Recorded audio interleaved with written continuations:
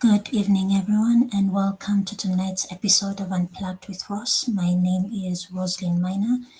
Tonight we are on episode 2 of season 4, and the topic tonight is your data, your face, your voice. Who really controls your digital self? Tonight, I am really pleased and honored to have a panelist who has a wealth of knowledge and practice when it comes to intellectual property, data privacy, public policy and government relations, and emerging laws. Our panelist tonight is Mutua Mutuku. He is a partner at Sisule and Associates.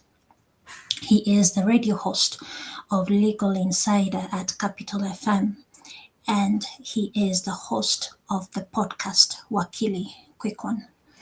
Tonight, Mutua is going to help us understand our digital self, who really owns our data, and what we really need to do to ensure that we remain protected and fully aware. Mutua, karibu sana. Asante sana, Rose. How are you? I'm very well, thank you, and very pleased and honored to have you here. Pleasure is all mine. One of the things I was reading earlier on was a couple of statistics to do with, the topic of today. And some of the things that came through were aspects like 87% across Europe, 87% believe online manipulation, including AI-generated content and deepfakes, pose a threat to democratic processes. Another was 80% believe AI development should be carefully regulated. And I think that part, especially to do with regulation, I think it's something that we really need to catch up on. I appreciate in Europe, especially when it comes to GDPR laws, they are at the forefront. But considering how, every day you have advancements, say in tech and AI, we still have a lot of catching up to do. Another interesting thing I saw, and this was to do with children and digital footprints. 3 in 4 parents shared content about their children online in the previous year. 40% said they rarely or never sought their child's consent before posting. 55% expressed concern about AI and deepfakes, involving their children's images. And I think that has been a concern over the last couple of years, whereby images can be manipulated, and we all do not have control, especially when it comes to the deep web. What are your initial thoughts on that, Mutua? What you've said, those are quite a number of interesting statistics. And it's not a strange thing. I don't know if you remember, some time back we had a deepfake image of the president of the United States in prison wear. We also had the Pope wearing a puff jacket. So all this has been there, and those are the ones that I can mention here because some I don't know, they're quite graphic. So those are things that we need to be aware of. We are aware of. Some of us have written about it. And the question of elections, I don't know where is your audience from, so that I know where not to lose them. So obviously the bulk of our audience is here in Kenya, but the reach is Pan-African and hopefully international in this case. But we can use Kenya as our case study, so to So, speak. when in terms of the second thing that you've mentioned about elections, it's something that that has come up here, and we see, even as today we've been seeing people doing deepfake videos showing candidates in Kenya and a leading presidential candidate, and they're tabulating the results as if it's real time. So it's one of the things that we are quite aware of, and we are afraid, and looking at the fact that we do not have a piece of legislation. Not that I advocate for a piece of legislation, but we don't have anything to guide us on AI, and AI just keeps moving in every day. It's one of those things that keeps moving. So it's a fear. It's a great fear. We don't know what is going to happen, and we don't know if someone is just going to come and say they won the election, and it's one of the fears. But just to bring your audience close to one of the things that I like, if you have an interest in AI, and AI is not a new thing. I've always said that AI is not a new thing. It's machine learning. It's been there since that machine defeated Kaspersky in chess. That was a long time ago. We've seen movies made out of that. Arnold Schwarzenegger's The Terminator. There's a lot of that and predicting how the world is going to come out. So these are not new conversations, but there's a very interesting movie I would want your audience to sometimes have when they have time. It is called The Capture. It's a British conspiracy thriller, and now it shows you the real power of AI and what it can do. So when your audience, and it's very interesting. It's I think 2 or 3 series now, a thriller, and it shows you the real power of AI. So if you want to understand, those are some of the conversation. Now, since you've mentioned Europe, allow me just to touch on Europe. Looked at this thing and they realize at any particular point, the technology will always catch up with the law. I mean, no, the law will always catch up with technology. And instead of doing a hard regulation in having a piece of legislation like an act of parliament, what they did, they came up with a policy. And it's been guiding the entire EU jurisdiction. So that, and you combine it with GDPR, it's been the guiding figure. So those are some of the things that I would say. In Kenya, we are having we are having so many conversations about AI. Any day there's a conversation on AI regulation, and it's coming from Parliament, from Senate. We had conversations about AI policy. We had conversations from the Communications Authority of Kenya. So it's a conversation that keeps appearing and reappearing. And one of the things that I like telling people is that the day you want to scare legislators and parliamentarians because most of them are a certain age and they're not tech savvy, just say AI. When we go sometimes to do public participation in parliament and in senate for some of these committees, those are some of the things that we keep saying. But if you want to scare them, just tell them AI is going to rig your elections, and you'll see. Yes. Very interesting, but it's true. There are, on one hand, there are misconceptions about AI and its capabilities, but at the same time, there are legitimate concerns and Yeah. fears when it comes to tech and its Yes. advancement. Now, as it stands at the Yeah. moment, a lot of services are, software or application based. And for you to use that application, there's normally either a tick box or accept. And if you've ever taken the time, anyone who's ever taken the time to click on the link that will actually show the terms and conditions, you can actually find like an encyclopedia of rules and regulations. And so what do you opt to do? Just click on the accept and we move on. The question is then, what are we giving up? Because it's very easy to click on the accept. And in the event of, something going wrong, you don't know if the data that you are going to input is going to be sold to a third party or not, or if there is a breach and say there is, a huge case in court, that same company can say you clicked here. You're the one who clicked accept. So when we are busy clicking accept, what are we giving up? I think I can go on for hours on this, but I'll try and make it short and very pragmatic.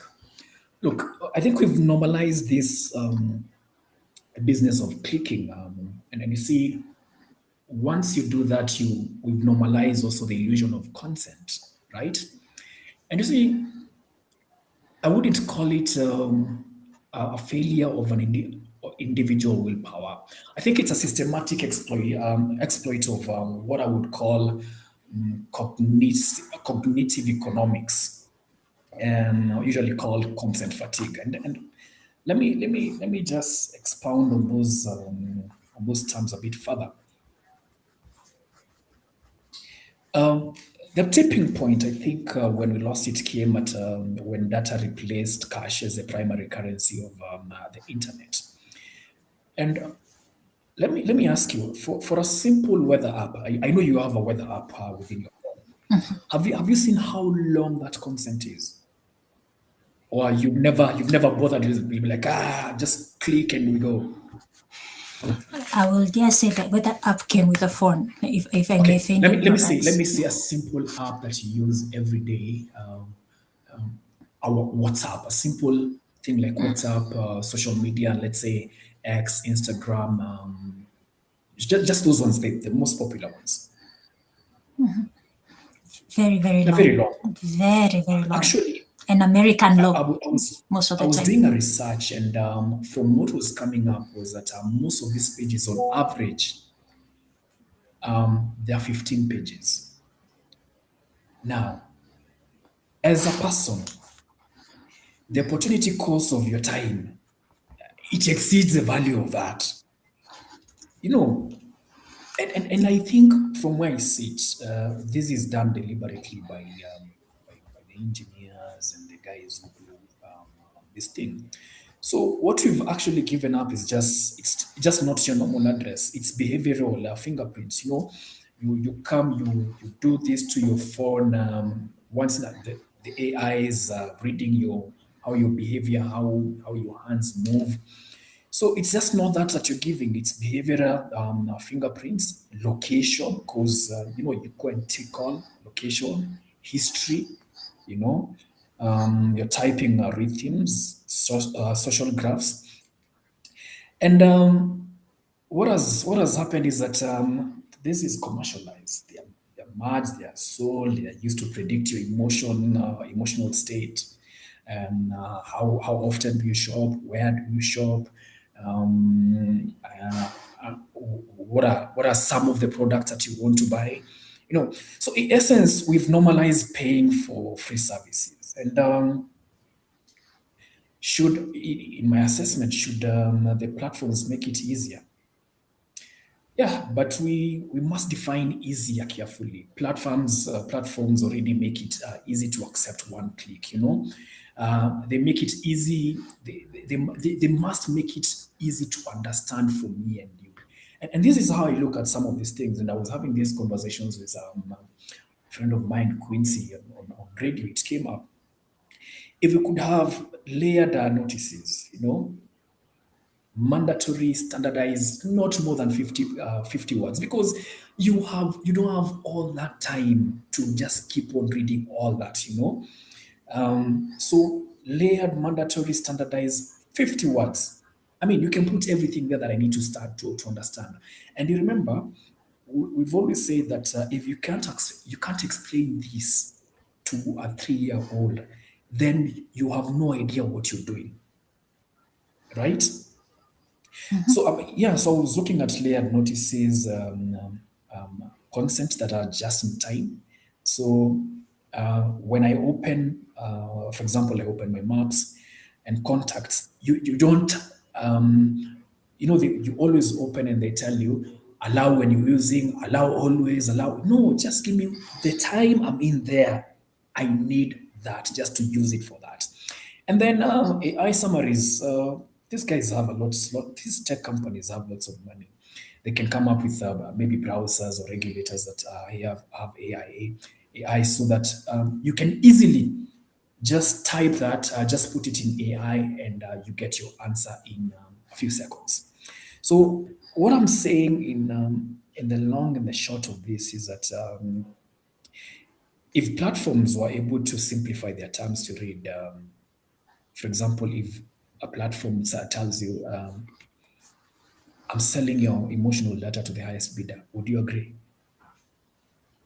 Absolutely Yeah. not. So if they could make it very easy for us to understand what you're signing for, then I think we could have an easy time, and it would be a win-win situation. So that's my 2 cents. It would be quite interesting considering, sometimes if you're looking for a Yeah. flight and then you go on a certain Mhm. website, the probability of you getting ads that are flight related following that simple Yeah. chat, it just tracks you and you wonder, I didn't give a consent to be Exactly. tracked, but it's Yeah. happening. You want to use an app, the app has an update, and all of a It's sudden proper. you have to use your Yeah. biometric. And can I tell you a funny story about that as well? You will realize that once in the app it has shown you those advertisements from the other the products that you're looking. Also, the products now tend to become a bit more expensive than what they were before you looked. Yeah. Yes, yes. So if you don't do it Yes. incognito, it's still going to be, you'll be wondering, hold up, I was just having a quick Yeah. look. And everything, it's like it's custom making it based on your behaviors, your Yes. usage, but you never really gave Yeah. consent. Now let's take it a step Yeah. further. You know, banking, healthcare, Yeah. education, Yeah. entertainment, we all expect privacy, It's, but nowadays privacy is becoming very, very yeah. expensive. Because, yes, in as much as there's an app that is going to make your life much easier, you cannot fail to worry about who else has access to this Yeah. data. If it is an app to do with healthcare, in the event that they were hacked, how much information is going to, be out there and be Yeah. sold. So, is privacy becoming a luxury? Luxury became a luxury long time ago, and then we went past the point of it being luxury. Now it's a luxury chore, to be sincere.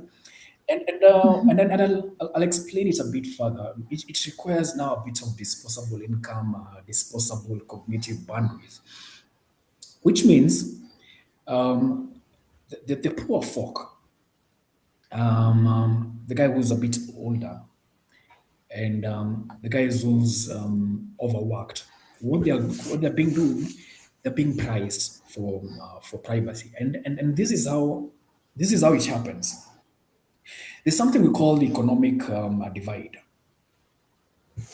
So what has happened is that you will find low income users, they will use free applications, right?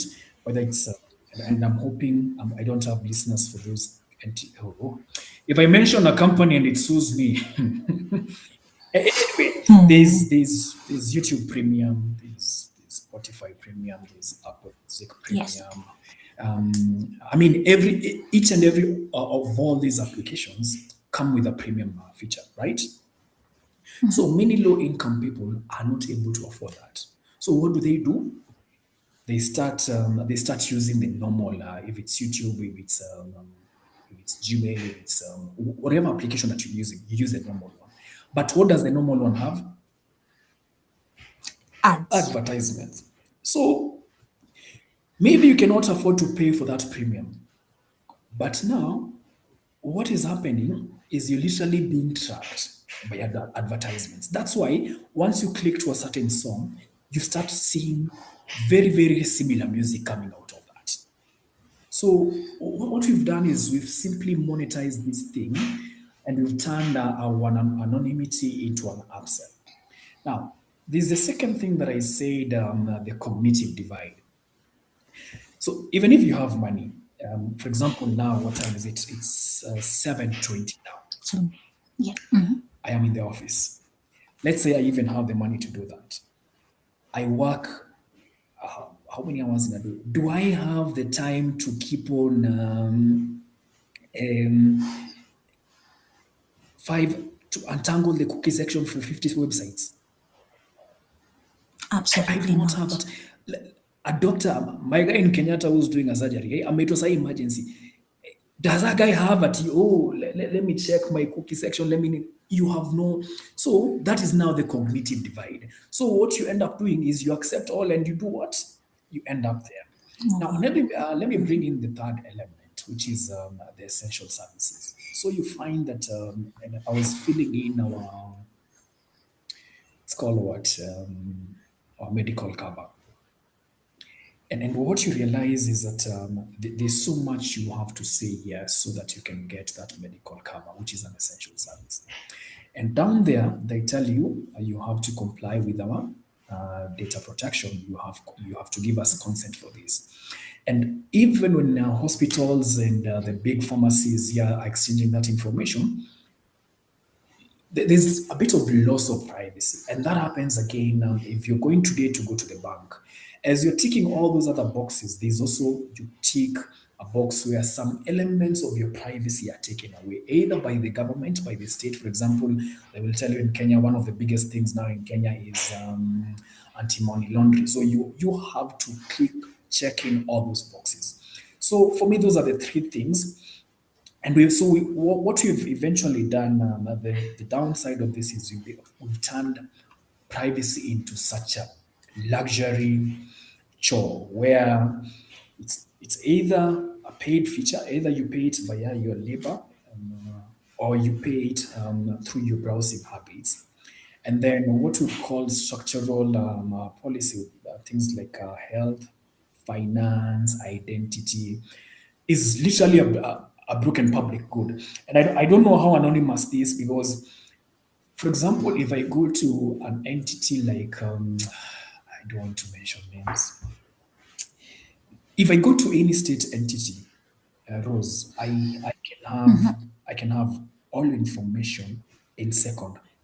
I can know where you. I can literally know where every single bit about you, the time you go to work, the time what you. So literally, that's what we've done. So honestly, we've dangerously reframed privacy as not as an individual problem to solve the basic right to guarantee. So until our regulators decide to do incorporate what we call in data protection privacy by design and privacy by default, we've lost this thing to capitalism.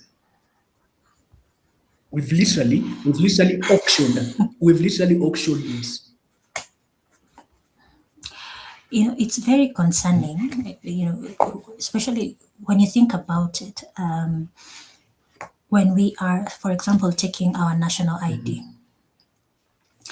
and old school, when I was taking my ID more than 20 years ago, your fingerprints were, you go to the chief's place and they physically take your ID, your fingerprints, but you don't know where that paper Yeah. goes. Because at that time, even when it came to tech advancement as a country, we weren't that advanced. So you don't know how that paper trail is destroyed in a very sober manner that does not expose your prints to misuse. So that's just the ID. If you want to take your passport, it's the same thing. They will still take more prints, and you wonder, don't you have like an integrated system where it actually confirms from this end to the next? So from what I'm hearing you say is we still have a lot of work to do, not only as a legislation, But also, if we were to look at our respective countries, obviously in the Western world, they have more advanced systems than we do. But when you come back home in Africa, each and every country within Africa, we will need to look at how do we handle not only public information or data and respecting each of the private individuals in it, but also how do we build legislation that, as you said, privacy by design and privacy by Yeah. default. So that's a huge challenge that we all need to walk away with. Yes. No, proceed. Yes, it is, and I don't know if you remember, not so long ago, the government of the former president tried to creating a national integrated management system. Yeah. Was it the Huduma number? Yes. And the funny thing is that Huduma number gave us the Data Protection Act of 2019, because for me it was a good idea. It was a brilliant idea. However, how the government went ahead and did it was procedurally they faulted, because there were a few things that you could do better. Because if I know this is a huge product that I want to integrate within the Kenya system, I know Kenyans are very litigious and they might challenge it in court. And that's exactly what happened, because what had happened is that there were people. You see, in Kenya, we have a number of people who do not have IDs, but they are citizen by look of things. They've lived in this country for generations. And the perfect example are guys called the Nubians. Actually, they live down in Kibra. Yeah. They served in the First World War. I think they came to Kenya in the First World War, and they've been here for the longest time. So what had happened is that they knew they were going to be left out in the integrated management system, and they moved to court. So when they moved to court, was it Justice? No, I don't think it was Justice Mrima, but the High Court judge at that time ruled that Huduma number, as it were, which is the what we call the National Integrated Management System, was unconstitutional. But he gave what in law we call a structural interdict. So what this means is that yes, I've declared this thing unconstitutional, but I'm giving you an opportunity to make it constitutional. So what the court said is that please have in place a provision, a data protection act that protects the rights of some of these people, because I know there are guys, the Makondes, the guys from Somalia, there are guys who live in the border towns who they are Kenyan citizens, but because of certain political reasons, can't have that. And I think that was a build up, and looking at how the Office of the Data Protection Commissioner is moving with enforcing privacy in Kenya, privacy by design. Actually, our act is privacy by design, privacy by default, which is largely a copy paste of the GDPR. So I think as a country we are trying to get it, because we have a very good office at the Office of the Data Protection Commission. Only time will tell. What I know we don't have much from here is the political goodwill. But in terms of the professionals who are doing it, yes, and I think maybe something good is going to come out of it. That's good to hear. There's always hope. So we can only hope that we can continue advancing. Hope is the thing that kills a man. Hope kills. But no, but let's remain hopeful that it will get better. Yeah. But now let's now look at it from AI Yeah. and deepfakes. Yes. You upload your photo, and then it's manipulated. Your voice is captured. Someone manipulates it using AI, and they can actually replicate. Yeah. I think of someone like Morgan Freeman, who has taken legal steps to ensure that you cannot replicate his voice using AI or tech. Matthew McConaughey, he has that line that he uses in movies. All right, all right, all right. He's also made it. He's also made a point of ensuring that, from a legal perspective, you cannot manipulate that. That's his trademark. in consideration that, you can recreate voices, faces, and even writing styles, do our existing legal and ethical frameworks still reflect today's realities? Or is it time to rethink what ownership and consent mean in this digital age?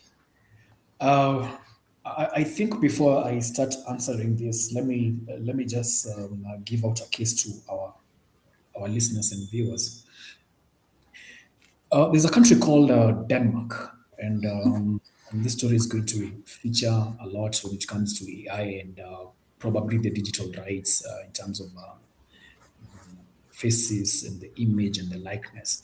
They're trying to make it difficult for AI to be able to recreate your image. And what they're doing is that they're moving to amend their trademark act to ensure that my image, my face, my voice, anything that resembles me is trademarked as me, because we've not had that for the longest time.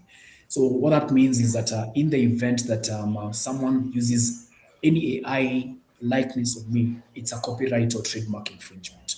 So let me get back to your question. Should we rethink what ownership and consent in the digital, what that means? The short answer is yes. I think we need a very strategic evolution that stretches all the existing principles that we've had, and this comes from privacy, whether it's privacy, whether it's property. But also, when you're doing this, there has to be a way of inventing new ones, like the case of Denmark that I have highlighted. And let me just give a highlight of some of the things that I think that our current frameworks are failing in.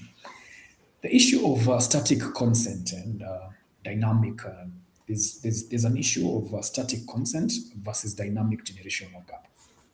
You see, one of the things about AI moves. It moves in hours. Things have changed in hours, and what our laws are mostly are very still. Probably they had not envisioned that AI would move that quickly. So they still treat consent as a one-time thing, a transactional event. But you see, AI does not just use your data. It learns your voice, it learns your face. So there is need for evolution. So for me, evolution is needed. Consent must become, we must make consent a bit more granular, revocable, because if allowing my voice on a video for a video game, it does not mean I'm allowing this, and I see us using this a lot in the Kenyan, especially the Kenyan political situation. For example, if I've given consent for my voice to be used in a video game, it does not imply I'm allowing it for political deepfake. And I think, how do I put it? I saw a billboard on was it James Gishuru? I saw a billboard on James Gishuru, and one of the famous or infamous member of county assembly in Nairobi had put it, and what was the tagline? The tagline for "Get Your Vote" is called what? Nico Kukokadi. Card. Nico Card. A clear violation of what's the name of that guy? The guy who came up with the phrase. Yes. So it's the same concept. It's the same concept. Once I allow for this, I'm not allowing for the other.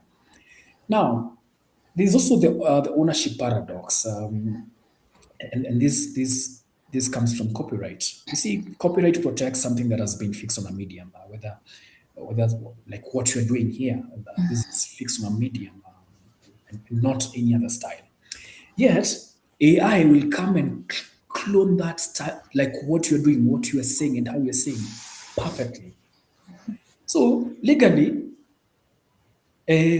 since my voice and my face are currently protected only by the right of publicity, which varies, then it becomes difficult once they retweak and they do whatever they're doing with the voice. So literally, me and you, this can be taken away.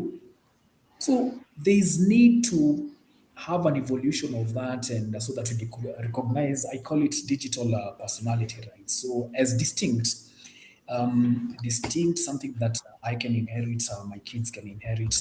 So this means anything that I have that is biometric, whether it's my iris, whether it's my it's called what this Thumbprint. my thumbprint, my facial mapping as an asset, and I need to get a license for that. But you see, those are some of the nuances that intellectual property does not protect. So that's something that we need to have.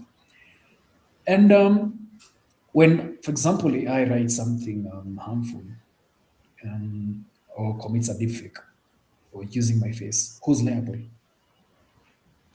That question has never been answered.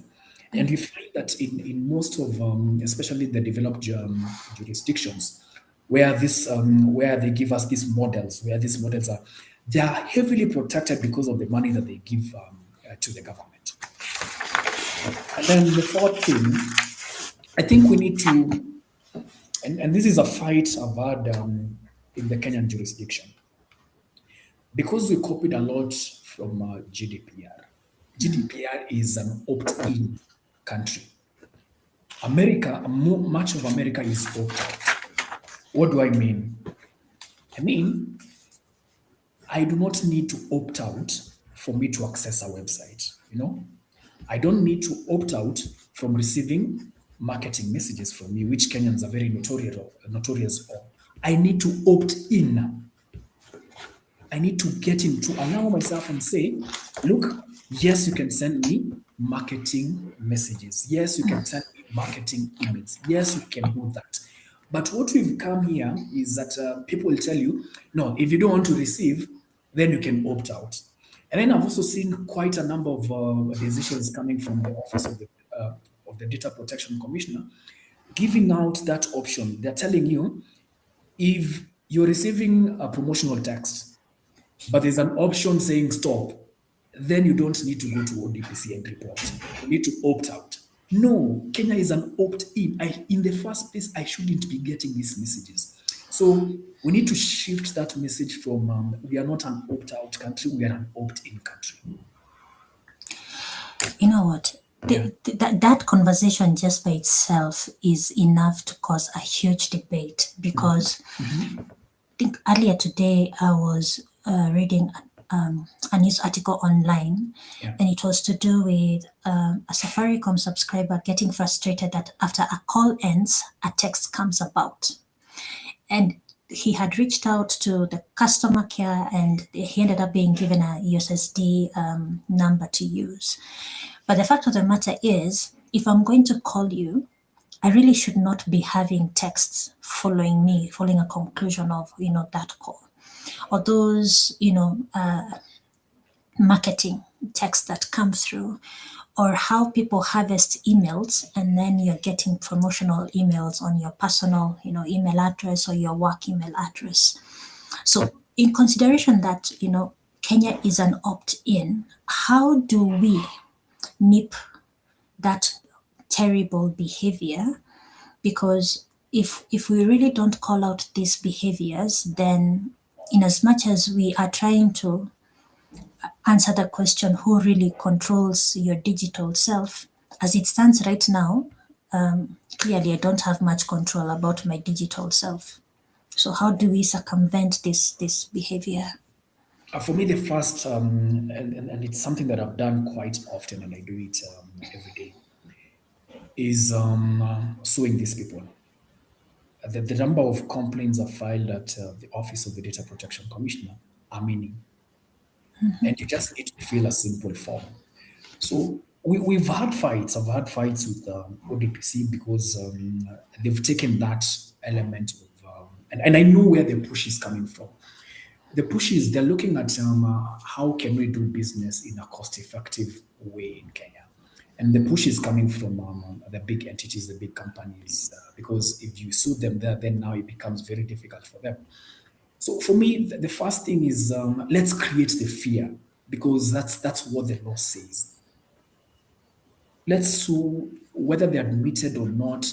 let them let's put the fear of the Lord in them, so that once there's a complaint, that they know there's a complaint, whether it's going to be admitted, but they know we won't be able to do this again. Second thing is creating awareness with the masses, having more of these conversations within ourselves and saying, look, there's a better way of doing these things. Because look at it this way: before the advent of the phones, if someone wanted to advertise, they would give you a flyer, and I would choose. I would opt to take that. If I don't want to, I would not pick.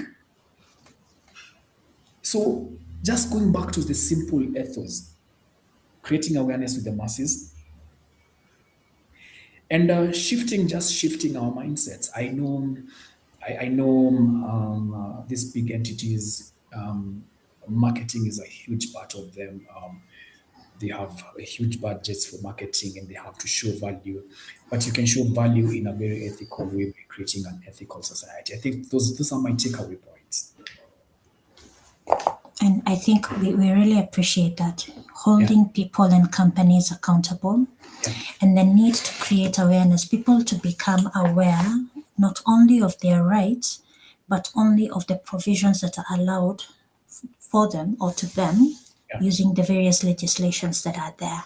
yeah, Now, if AI can reproduce the image, the voice, the creative work, yeah. where should society draw the line between innovation and exploitation?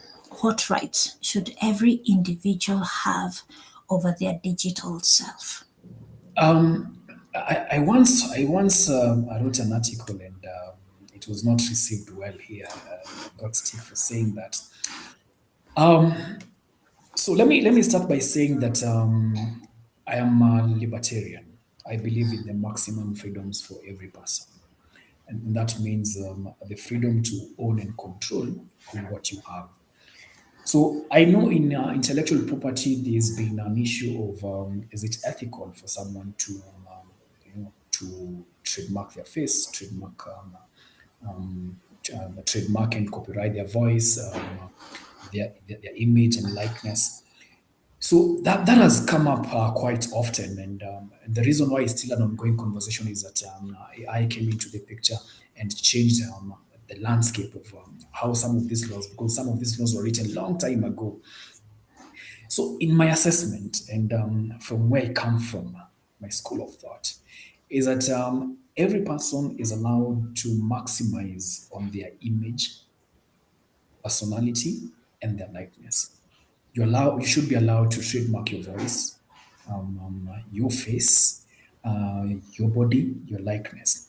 You're even allowed to have rights over your dead body. That has always been my argument. Because if AI is benefiting out of me, then soon we won't have jobs. So that has always been my argument, and I still stick by it. Now, there's something you mentioned earlier that the IP laws, Yeah, do not have provision for, the face, the voice. yeah, Now, obviously, there are also the trademark laws. yes, How do we get a fair balance? Because on one hand, yeah, you have the threat of losing your identity to yeah, tech yeah, and tech advancements, yeah, and you need to protect yourself. That is a right that every person, should and must enjoy. So how do we go about, or do we have instances, say in a Kenyan perspective, that someone will say, oh, let me take myself. If I wanted to trademark my physique, my face, how I look, how I speak, or my voice, do we have instances that people have trademarked that in the Kenyan context? And how was that process like? In the Kenyan context, it's been largely addressed by copyright. Copyright law has been there at the forefront of addressing this, and I think even in the states, which is where copyright is heavy, has been quite at the forefront of making sure that some of these challenges are addressed. But for me, this is how I look at it. you can balance between commercial and personal use by using consent. Because, for example, using my voice to have this conversation with you and recording this for our listeners is innovation, because you're reaching someone who's not in Nairobi, and we are not even in the same area. So this is innovation. But using the same voice, my voice, the way it is, to maybe do voice cloning on data to narrate an audiobook that is going to generate $1 million. I don't think that's fair. If I'm not going to get into an agreement with you where we share The profits. into the profits of exploiting that. We also need to, if AI uses creative work to maybe inspire a game, fair transformative use. Like, remember how Kanye West came up with it was called that album 80s and the 80s Heartbreaks, where he used a lot of autotune, right? He changed the music, and that was transformative, right? But imagine if you're using AI, using Kanye's voice to replace creating new music, new product, and launching it.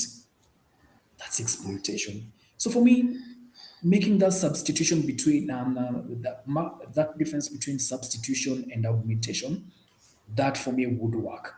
Let me also talk about parody and satire, because those ones are heavily protected in copyright.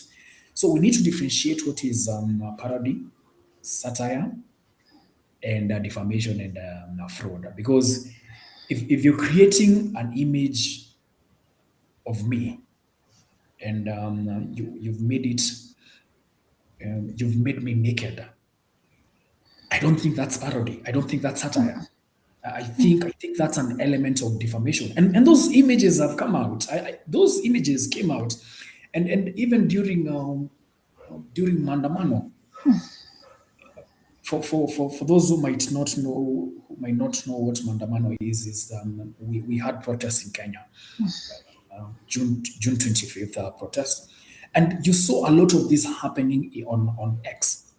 They would put the picture of someone they don't like, they would strip them, probably do a lot of lots of nasty stuff. But there were some that were, you could see, this is parody, this is satire, this. So we have to have that contextual in either integrity versus the we decontextualize any harm that is going to come out of there. And for me, every person now, whichever part of the world, they should be just have at least five basic bill of rights. Right to explicit and granular opt-in. I don't know how much I'm going to insist on opt-in. Everyone should have that right of opt-in.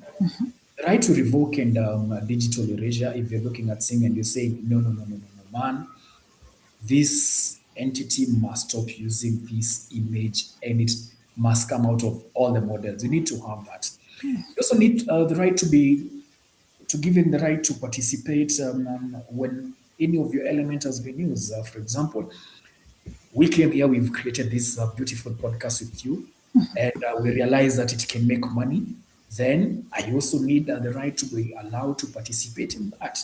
So if any AI model is going to come and take use of that, then we need to come into an agreement and say, look, you can give us a one-off payment of X amount of money, and then we share in any royalties that come out of this for X number of years.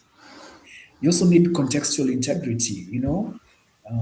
If I do not want my right to be my digital right to be used in a very self-harming thing, and this has been there, just that we never enforce it. When you look at copyright has two facets of law. One, we have economic laws, which is now what you benefit out of it. And then we have moral rights, where you say, I have the right of authorship to be called the father of this thing, and my works not to be used in an unpleasant way. But we've never enforced this right. And also the right to watermark your human watermark. I think that would be a game changer. Anything that comes that is yours, you watermark it. I think these 5 pointers are really, really critical. Yeah, Right to opt in, yeah, revoke and erasure, yeah, to participate if elements of yourself have been used, yeah, contextual integrity, and the human watermark. yeah, I think one of the unfortunate things or realities is that we are often very quick to click the accept or to click the tick box yeah, without realizing, sorry, or without taking the initiative to really understand, what is the expectation on the other side. And that actually brings in the question of, yes, we may be saying these organizations are doing XYZ. As you mentioned, the average number of pages when it comes to these terms and conditions or the fine print, an yeah. average is around 15 pages. Yes. But we as human beings, as the people, Yeah. there is also the expectation that we, or the responsibility that we must honor. What are these expectations? And it's one thing we may demonize these organizations and say they are doing X, Y, Z, but what should we be doing that, if it's a two-way traffic. So it's not just the companies, but what should we be doing at the bare minimum? I don't know. Let me disagree. Let's disagree on this. I like that.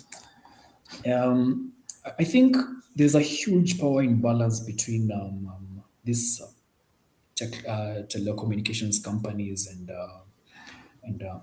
people, and it's the same power imbalance we have between governments and the people. The same way we have a power imbalance between an employee and an employer. So I don't think we're asking enough. You know what you're asking? EQ2, can you make it short for me to understand? You get me? You're in a position of power because of the economic and the political power that you hold. Can you make it simple for the individuals to understand? Right? So we have shifted the cost of safety to the individual, and we've created this thing where in law we call caveat emptor, where the buyer must be aware of what they are purchasing and what the terms that they are getting into. But that's why we have entities like consumer protection, where they have to protect the ultimate consumer. So you can't expect my old grandmother in Masako and the old lady in Turkana. What when you shift this, you've made them to become part-time, data lawyers, cyber security experts, just to survive. Yeah? So I don't think we're asking much of this. I think we are asking for just simplification of some of these things. But there's a bit that can be done, and for me, the biggest thing is should come from the big boys.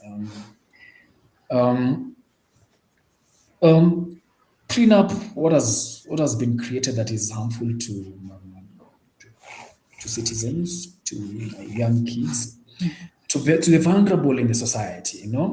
Um, let's shift from this thing of extracting data. There's a principle in data protection we call data minimization. Just collect as little as you can. Simple. Why are you collecting so much information that you do not need? Let's also move from this blanket immunity to what I would call algorithmic transparency. And this case appeared properly in Kenya, where I don't know if you remember. I don't know if I should mention these entities here, but I mean it's public knowledge. Um, some of these big telcos, they camped in Kenya for a while, asking to be excused from immunity by the president, and that was challenged in in court at the High Court here. It was challenged by a young lady called Mercy Mutemi. And what they wanted is that they wanted to operate in Kenya with blanket, what we call black box immunity. Whatever you do, you will never be Held accountable. held accountable.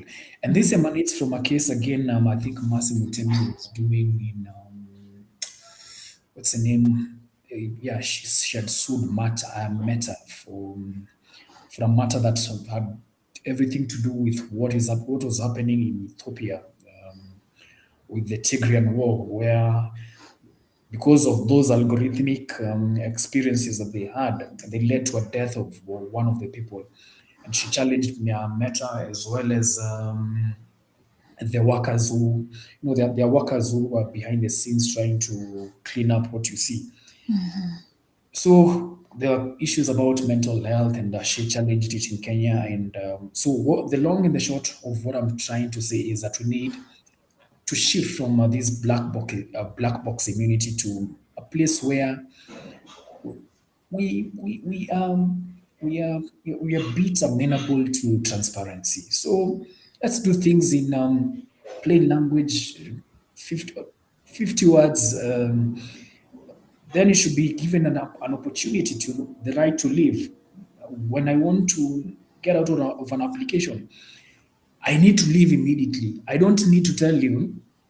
And this came out in a Kenyan setting, and it was addressed by the Office of the Data Protection, where that organization was fined about 200,000. Well, I said, look, my guy, I'm done with my gambling life. Can you delete my account?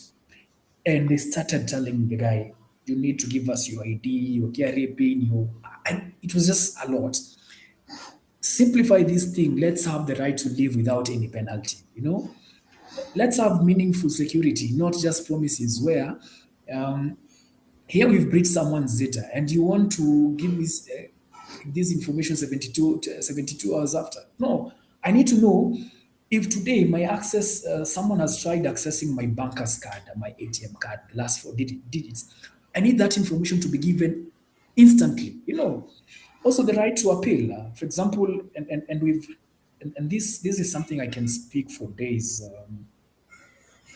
So in Kenya, we have what we call automated decision making, where an AI model is used to make a decision on me because of my behavior. So there has to be a human element. I think that needs to be insisted. There has to be a human element in every AI model where you're having automated decision making. I remember that time there was this Kenyan girl who just after the KCP, I don't know what is the equivalent of KCP now. I think I've been out of that game. I don't know. But after the results came, because the AI model had a challenge in getting her name. So the AI model placed her in a boys' school, and she was stranded for a number of weeks when other people were studying, because now the model has to who's making an appeal, where is the right of appeal being done. Then there's also, and this has come up with Uber drivers.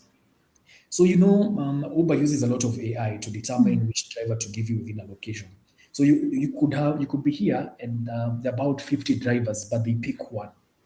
So you realize that the driver who has better ratings will always get the many trips. So AI has configured that is the model it operates. So there has to be a right of appeal. And for me, the final one is you need to have age appropriate safeguards. You know, Adults should expect, robust privacy by default, but minors, we need to protect our minors.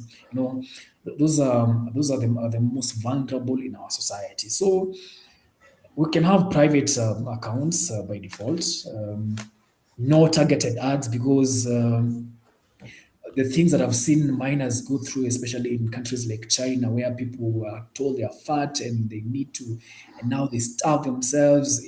So for minors, we need better protections. you've actually just jumped into the next question. We're going to talk about children. Yes. And I know countries like Australia have made it in such a way that, children under, I think, 15 cannot hold social media accounts. And I think the same is, there's a lot being done in Europe Yeah. to do with that. Yeah. But the thing is, even if we were to come back home, say some of the social media personalities, someone is blessed with a baby, they open a social media account. The Yeah. baby is hardly 2 minutes old. The baby already has followers.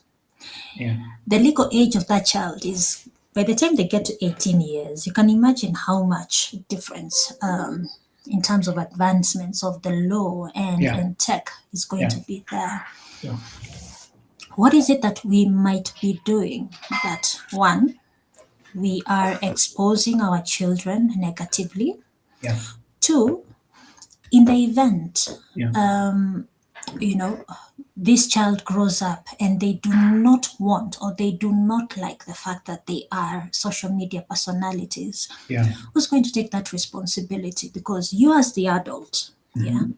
who is expected to do for the child the best interests, but now it's not the case because obviously a newborn child will not give you consent. So let's have a chat about children, what we as adults may be doing that is to the detriment of this child.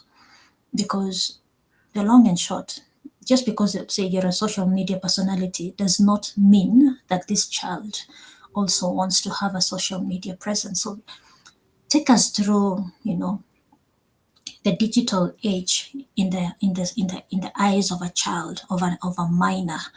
How should we handle that in an ethical manner, a responsible manner? I think I remember I wrote this article, I think not so long ago, when Australia and then Britain followed with the enforcement of the bans, and there was a lot of hula baloo in the conversations around the Kenyan situation. Try and find it online, and my take was simply a strict ban will never work.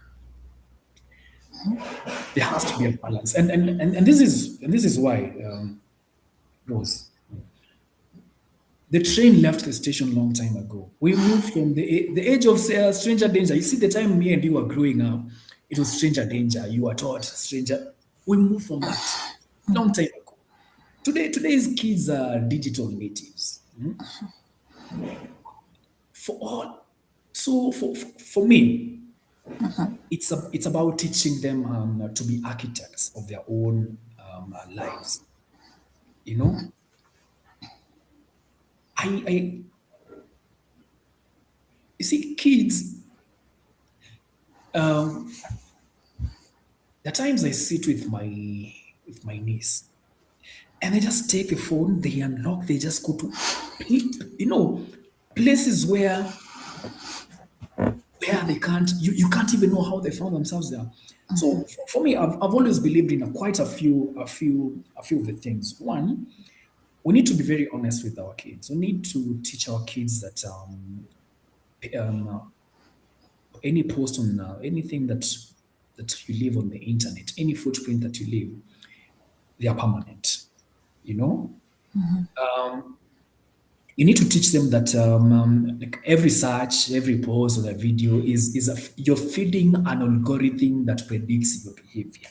Let them know that. And you see, kids learn a lot from observing. So just tell that. Second, teach them how to fact check. I know it's a big word, and keep throwing it out here and there. For the small applications that they're allowed to use, let them fact check. Is it true? Because digital literacy, which is what you're trying to do, it means interrogating motives. Yeah? When you see a viral piece on TikTok, you need to train them to ask who benefits from believing in this content. What emotion is it designed to trigger? So this slowly moves a kid from them being passive consumers to active detectives, making them resilient about disinformation that fact checkers keep with. Just the way we are being taught about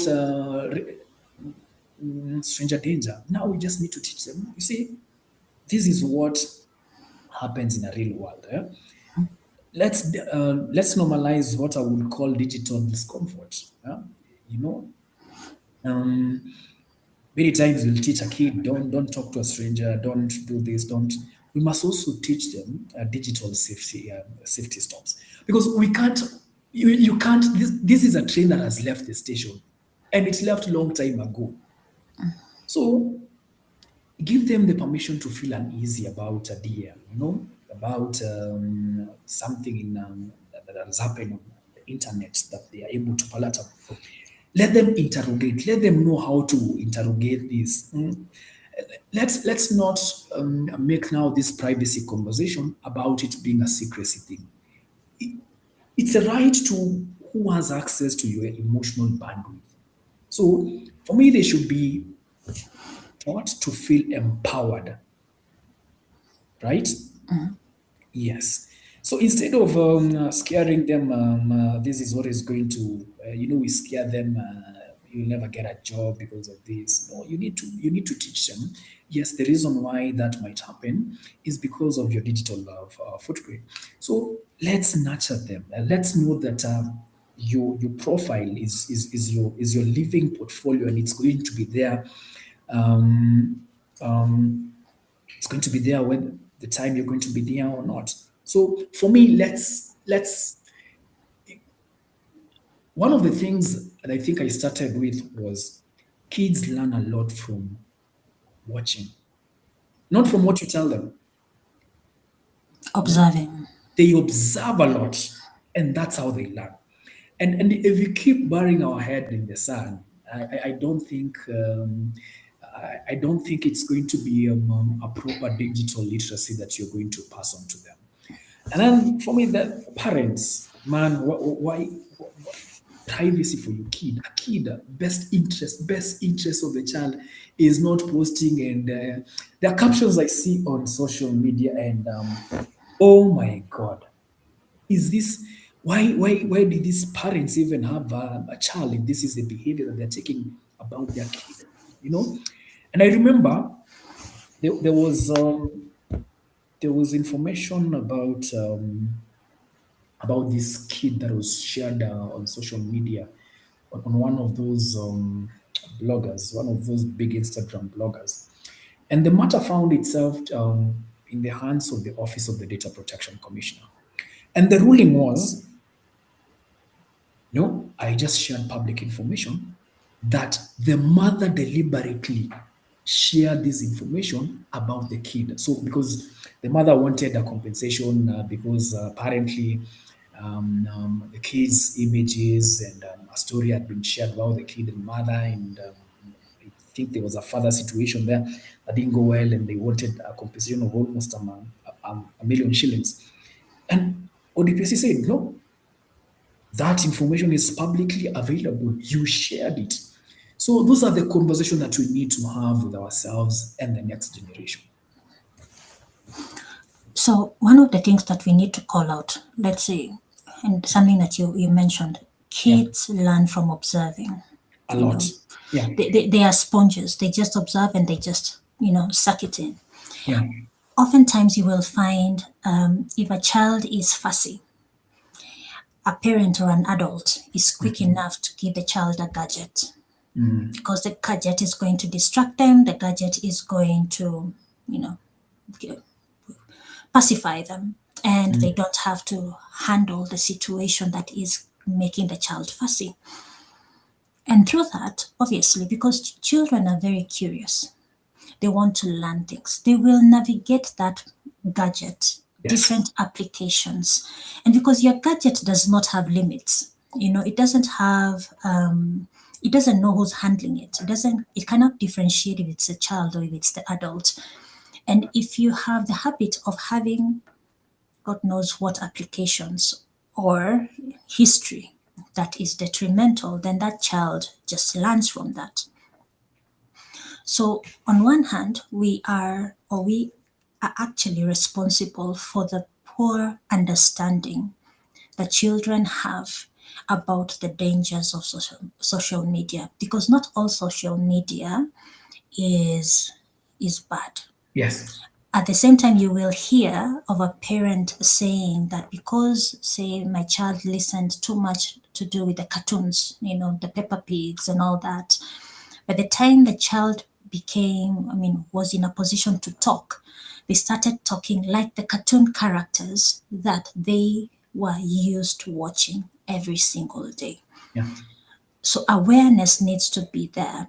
But I think utmost responsibility and people that should be held accountable are the adults, Yeah. because we are the ones introducing that to the children. Yeah. But also, I think, as you said, the decision by the Data Protection Commissioner, when you make this information public and then it is used by another party, you cannot go crying for, Yeah. because you're the reason why that information is in the public domain. So, what is the challenge you're throwing out there to the adults and the parents out there when it comes to handling information or data, image, voice, you name it, of their offspring, of the children? In Kenya, we normally it's a legal term we use. What is the best interest of the child? If you can figure that out as a parent, then I think you will make a decision based on what is best for this child. And I think you should find that article that I had written, and I got a bit of stick for saying, you see, these kids' friends have gadgets in school. Same as it's nothing different to what we did when we had PlayStations, and almost every house has had a PlayStation. We had BMX. It's a culture thing that you can't change. So how do we make sure that this thing is used in the best possible way by this child? If they don't access it at your house, they are going to access it at someone's house. For those of us who didn't grow up with PlayStations, we knew our house would go and stay the entire day playing PlayStation. Access was always there. So for me, anyone telling me access should be curtailed, I don't think it's having an honest conversation with the kid. If you're telling me a kid should have access to a phone for maybe 2 hours, that's fine. In a responsible way, that's fine. So that the other time they can play.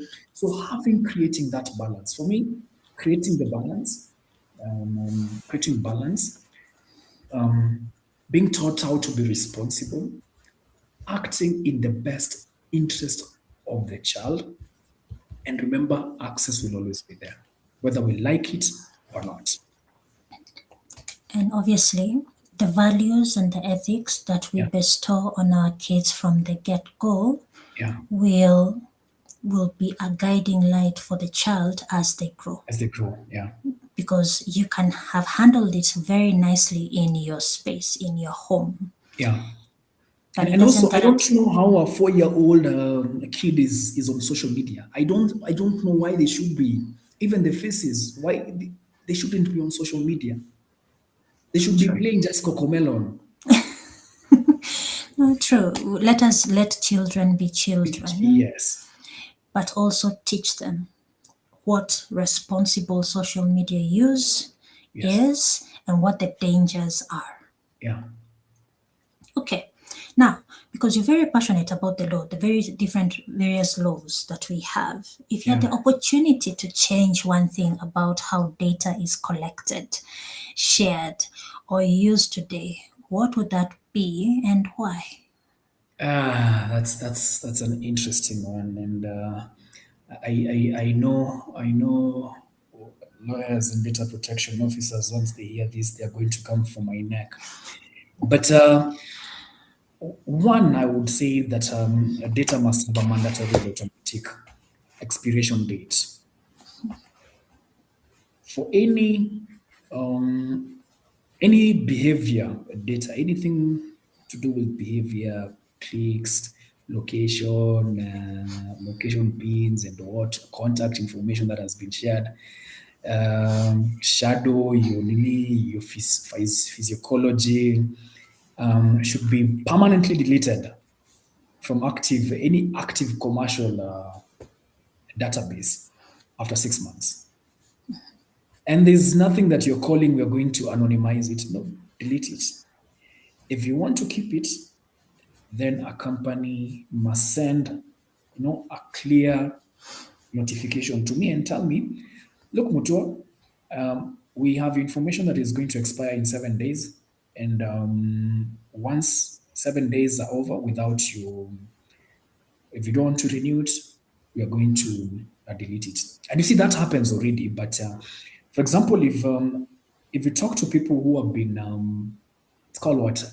Credit listed, CRB. After 5 years, that information is deleted, right? So it is removed from the active database. So for me, I'm just saying anything that is behavior in nature, it should be after 6 months deleted. And here are a few reasons why. One, in the event of a child, it gives you a chance to outgrow the little self that you are. I know this is controversy that I'm going to say, but it's the honest truth. We've always had a debate about certain two celebrities in America. Once you Google what happened to them, the information comes out clearly. But also, what you don't understand is that these were children and they were normal kids who became celebrities early and they made mistakes. But all that information is still there. So this gives an opportunity for kids to grow themselves. It also gives us an incentive to come out of a society that is heavily surveilled to a service. The biggest information that we have now is tax, what they've surveilled from you in decades, and they're able to manipulate you into buying this, buying that. So if we do that, we are able to change the narrative. It also makes now the conversation I was talking about consent to be periodic. This information is no longer there. So for this period, maybe it's going to be there. After that, we constantly have to ask for consent, and we keep moving towards that trajectory. Now, there's something you've said about, you can get rid of previous data, and it's like you're starting on a new slate if, let's say, you've done mistakes in the past.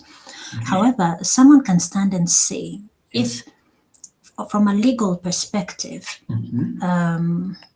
there is, for example, sex predators, child offenders, obviously that data should not fail to be available. It must remain available because you are safeguarding. If you're going to look at it from a safeguarding aspect, then there's data that should not be permanently deleted because of certain factors. It can be criminal related, fraud related, etc. So obviously we would need then to demarcate or define what would need to be deleted and what still needs to remain because of certain factors that are much wider or are much more critical compared to, deleting that data. And then you have provided a clean slate, say, for a child predator, which should never be the case. Let me clarify. And what I said about the data that needs to be deleted is, data that tracks your information, behavior, and whatnot. and needs to be taken away from a commercial database. Okay. That's what I implied. But what I know it might have mixed is the example that I gave. Yeah, that example was It can just be to, controversial. it's controversial. It's just to expound on these people who were kids and they were never and they will never outgrow that situation. So I was just giving that example. But Okay. mine is to say that anything that is behavioral, whatever you've captured about my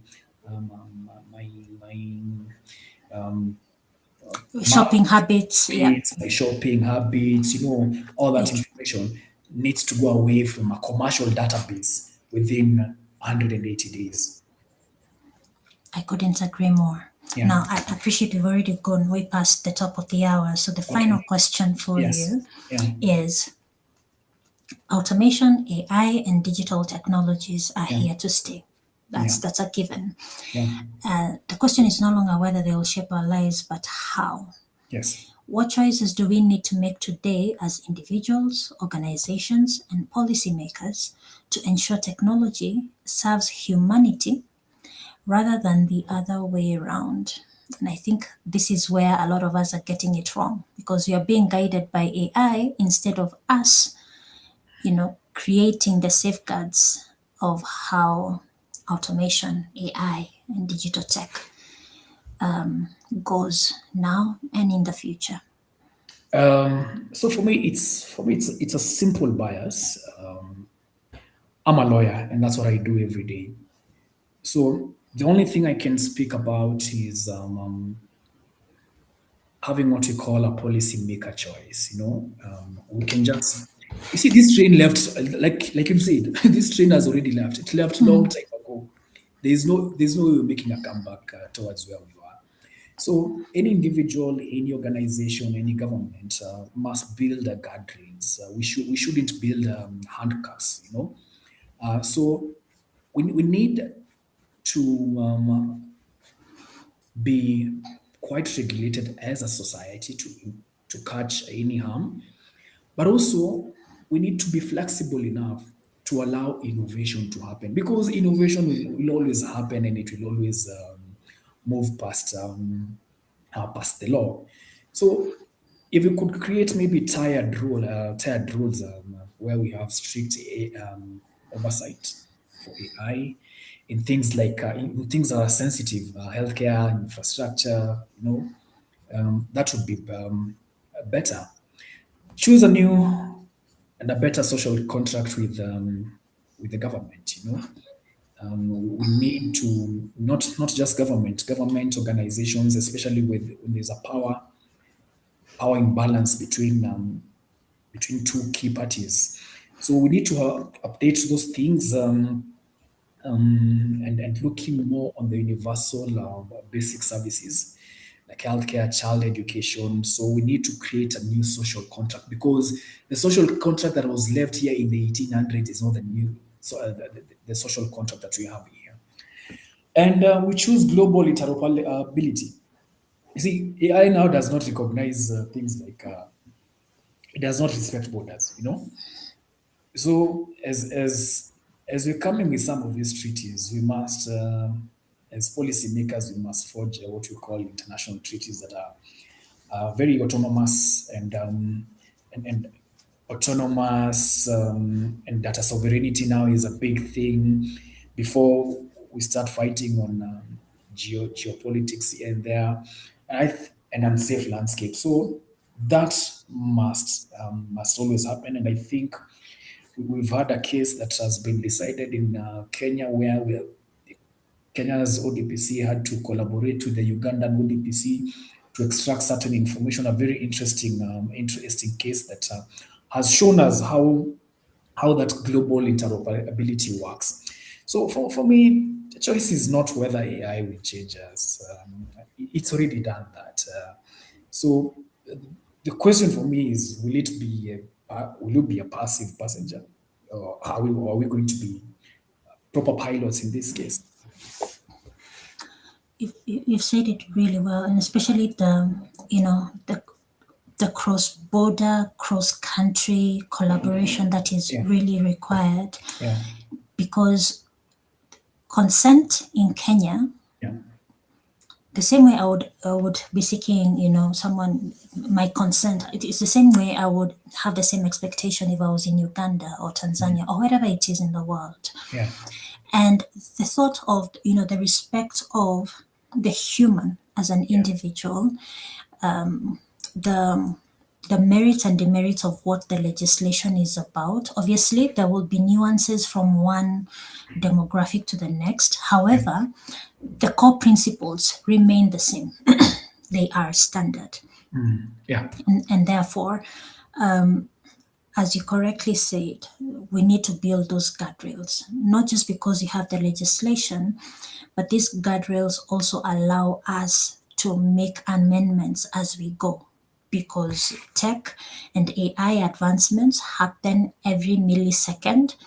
And yes, as humans, we will not catch up as fast as the advancements will, but we will definitely get there and also have the foresight to look at what does the future ask of us. I think that for me is my big takeaway when it comes to that question. Motua, I cannot thank you enough. I think all these questions and the subtopics we were covering, they should actually be a podcast by themselves, so Ah. that we take them, go deeper, Yeah. understand, the various laws, the various merits and demerits, but also create awareness. Because yes, I know the topic is about your data, your face, your voice, but as the conversation continued, we actually get to see that we need to take a lot of responsibility over how we handle our digital selves, not just even with the accept button, but also what we are putting out there. We also need to hold organizations accountable with you know, how they are making it simple. Like in employment law, when they are looking at if someone was dismissed fairly or not, they look at aspects to do with fairness. Now, when it comes to the digital aspect of it, I think we should be looking at the aspect of simplicity. How simple is it for us to understand the legislation? What what are these organizations doing to ensure that people understand? Because if I may take the example of whenever anyone is taking a flight, the flight attendants take the moment to let you know where the exits are, what happens if the pressure goes down, etc. I bet that is also in a policy, a very long policy. But that is the simplified version that everyone takes a minute or two to listen to the flight attendant. So why can't, these organizations take the same step to simplify, one, what that fine print is, two, what they are doing with that information? Because if it is easy for me to log into that application, it should also be very easy for me to log out without undue steps and hurdles for me to jump.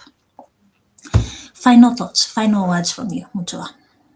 Uh, Technology moves.